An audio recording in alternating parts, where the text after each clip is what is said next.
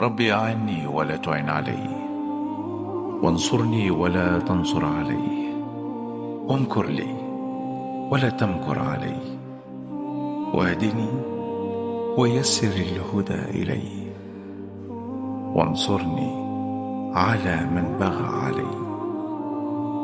رب اجعلني لك شكارا، لك ذكارا، لك رهابا، لك مطواعا، إليك مخبتا أواها منيبا.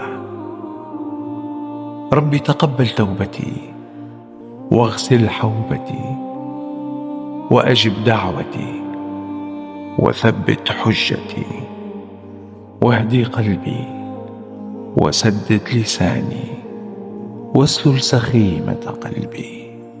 اللهم آمين يا رب العالمين.